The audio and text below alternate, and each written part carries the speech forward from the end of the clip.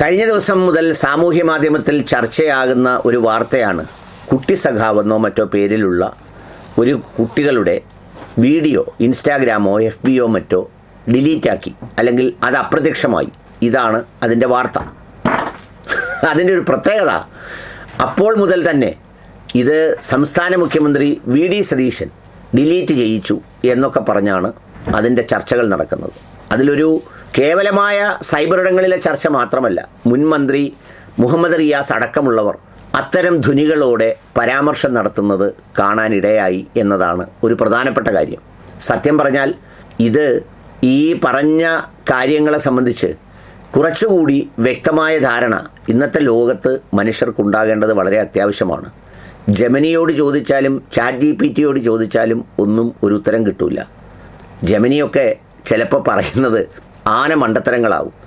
ഞാൻ ഇടയ്ക്കിടെ ജെമിനിയിൽ സംസ്ഥാന റവന്യൂ വകുപ്പ് മന്ത്രി AP അനിൽകുമാർ എന്ന് ടൈപ്പ് ചെയ്യുമ്പോൾ ജെമിനി എന്നോട് തിരുത്തി പറയുന്നത്, നിങ്ങൾക്ക് തെറ്റി, AP അനിൽകുമാർ അല്ല റവന്യൂ മന്ത്രി, അത് രാജനാണ്. AP അനിൽകുമാർ മുൻ ടൂറിസം മന്ത്രിയാണ്, റവന്യൂ മന്ത്രിയല്ല എന്നാണ് ജെമിനി പറഞ്ഞുകൊണ്ടിരിക്കുന്നത്. ജെമിനി എന്നൊക്കെ പറയുമ്പോൾ എല്ലാ ദിവസവും രാവിലെ ഈ പറയുന്നത് പോലെ എഴുന്നേറ്റ് പത്രം വായിച്ച് സ്വയം ലോജിക്കൽ തിങ്കിങ് നടത്തി ഇൻ്റർപ്രറ്റ് ചെയ്ത് തരുന്ന ദൈവത്തിൻ്റെ സൃഷ്ടി പോലെ മനോഹരമായ തലച്ചോറുള്ള ഒരു സംവിധാനമൊന്നുമല്ല. എനിക്ക് തോമസ് ഐസക് സാർ ChatGPTയും ജെമിനിയും ഗ്രോക്കും ഒക്കെ പറയുന്നത് കേട്ട് അത് സതീശൻ തന്നെയാണ് ഡിലീറ്റ് ചെയ്തത് എന്നൊക്കെ പറയുന്നത് കേട്ടപ്പോൾ സത്യം പറഞ്ഞാൽ ചിരിക്കാനാണ് തോന്നിയത്. യഥാർത്ഥത്തിൽ അവിടെ വർക്ക് ചെയ്തിട്ടുണ്ടാവുക എന്താണെന്ന് വെച്ചാൽ, ഈ പ്രായപൂർത്തിയാകാത്ത കുട്ടികളുടെ പേജുകൾ അത് പലപ്പോഴും ഫേസ്ബുക്കും ഇൻസ്റ്റാഗ്രാമും ഒന്നും അനുവദിക്കാറില്ല. അവർക്കൊരു കമ്മ്യൂണിറ്റി സ്റ്റാൻഡേർഡ്സ് ഉണ്ട്, ഒരു കമ്മ്യൂണിറ്റി ഗൈഡ് ലൈൻ ഉണ്ട്.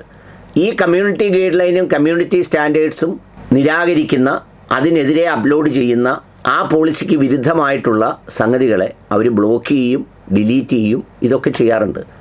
ഇത് യൂട്യൂബിലുണ്ട്, ഫേസ്ബുക്കിലുണ്ട്, ഇൻസ്റ്റാഗ്രാമിലുണ്ട്, ഇതെല്ലാം ഉണ്ട്. അപ്പം നിങ്ങൾ ചോദിക്കും, ഈ കുട്ടിയെ മാത്രം എന്താണ് അടിച്ചത്, വേറൊരു കുട്ടിയെ എന്താ അടിക്കാതിരുന്നത് എന്ന് ചോദിച്ചാൽ, ഇത് പരിശോധിക്കുന്നത് ആർട്ടിഫിഷ്യൽ ഇൻ്റലിജൻസ് സംവിധാനം വഴിയാണ്. ചിലതൊന്നും ശ്രദ്ധയിൽപ്പെടില്ല. ചിലതൊക്കെ വൈറലാകുമ്പോൾ, അല്ലെങ്കിൽ ആരെങ്കിലുമൊക്കെ റിപ്പോർട്ട് അടിക്കുമ്പോൾ, അല്ലെങ്കിൽ അതിനെ സംബന്ധിച്ചുള്ള കോപ്പിറൈറ്റ് ഇഷ്യൂസൊക്കെ റേസ് ചെയ്യപ്പെടുമ്പോൾ, ഇമെയിലുകൾ അയക്കുമ്പോൾ സ്വാഭാവികമായി അത് പരിശോധിക്കും. അത് കമ്മ്യൂണിറ്റി സ്റ്റാൻഡേർഡ്സിന് വിരുദ്ധമാണെങ്കിൽ അവർ അത് ബ്ലോക്ക് ചെയ്യും. ഇപ്പോൾ ഒരു ഉദാഹരണത്തിന് പറഞ്ഞാൽ, ഞാനൊക്കെ ഈ മേഖലയിൽ കുറേ കാലങ്ങളായി തുടരുന്നത് കൊണ്ടാണ് ചിലപ്പോൾ കൊച്ചുകുട്ടികൾ ഈ കളിക്കുന്നതും ചിരിക്കുന്നതും ഓടുന്നതുമൊക്കെ കണ്ട് ചില വീഡിയോസ് അപ്ലോഡ് ചെയ്തിട്ടുണ്ട്. അത് കുഞ്ഞിൻ്റെ നിഷ്കളങ്കതയ്ക്കപ്പുറം ന്യൂഡ് ഫോട്ടോസ് എന്ന് പറയുന്ന കാറ്റഗറിയിലാണ് വരുന്നത്. അതങ്ങ് ബ്ലോക്കായി ചിലപ്പം 3 ദിവസത്തേക്കും 4 ദിവസത്തേക്കും സ്ട്രൈക്ക് അടിച്ച് ഒരു വീഡിയോ പോലും അപ്ലോഡ് ചെയ്യാൻ കഴിയാത്ത ഒരു സ്ഥിതിവിശേഷം ചിലപ്പോൾ അതിലുണ്ടായെന്ന് വരും. ചില ഇടികൾ അങ്ങോട്ടും ഇങ്ങോട്ടും ഇടിക്കുന്നതും ആക്രമിക്കുന്നതും അങ്ങനെ ഉണ്ടാകാൻ സാധ്യതയുണ്ട്. ചില കമൻറ്റുകൾ, അതിൽ ഈ പറയുന്ന ഈ ആർട്ടിഫിഷ്യൽ ഇൻ്റലിജൻസ് സ്ക്രീനിങ്ങിന്, ഫിൽറ്ററിങ്ങിന് വിധേയമാകുന്ന ചില കമൻറ്റുകൾ ചിലപ്പോൾ ഓട്ടോമാറ്റിക്കായി ഡിലീറ്റ് ചെയ്യപ്പെടും.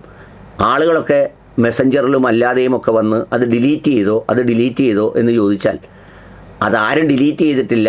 അങ്ങനെ ഡിലീറ്റ് ചെയ്യുന്നൊരു ഏർപ്പാടുമില്ലെങ്കിൽ പോലും അത് സ്വാഭാവികമായി സംഭവിക്കുന്നതാണ്. അപ്പോൾ അതുകൊണ്ട് കുട്ടികൾ ഇൻസ്റ്റാഗ്രാമും ഫേസ്ബുക്കും അത്തരം കാര്യങ്ങളൊക്കെ ഉപയോഗിക്കുമ്പോൾ, അത്തരം ചില സംഗതികൾ പുറത്തു വരുമ്പോൾ, അതിൻ്റെ മെസ്സേജും കണ്ടൻറ്റും അത്തരം കാര്യങ്ങൾ വിലയിരുത്തുന്നതിന് ഈ പറയുന്ന ആഗോള സംവിധാനങ്ങൾക്കെല്ലാം ട്രാൻസ്ലേറ്റേഴ്സും അതിൻ്റെ സംവിധാനങ്ങളുമെല്ലാം നമ്മുടെ സംസ്ഥാനത്തും നമ്മുടെ രാജ്യത്തും പല സ്ഥലങ്ങളിലും ഒക്കെ ഉണ്ട്.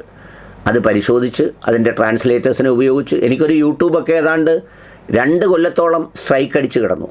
ജംഗ്ഷൻ ഹാക്ക് എന്ന് പറയുന്ന ഈ യൂട്യൂബ് 2 വർഷത്തോളം ഒരു വളരെ സീരിയസ് ഒഫൻസ് എന്നും പറഞ്ഞൊക്കെ എടുത്ത്, അതിനകത്തൊന്നും നമുക്ക് കമ്മ്യൂണിക്കേറ്റ് ചെയ്യാൻ പോലും കഴിയില്ല.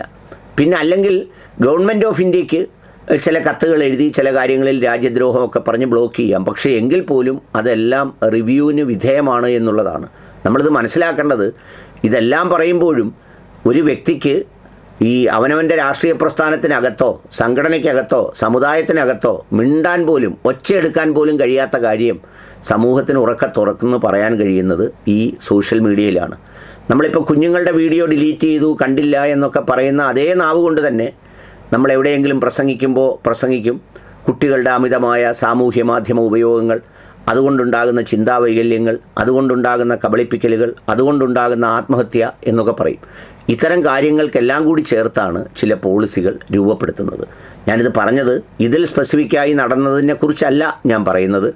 ഇങ്ങനെയാണതിൻ്റെ പൊതുനയമെന്നുള്ളത് കൊണ്ട് ആ നയത്തിൽപ്പെട്ടതാകാം എന്നാണ് ഞാൻ പറഞ്ഞത്.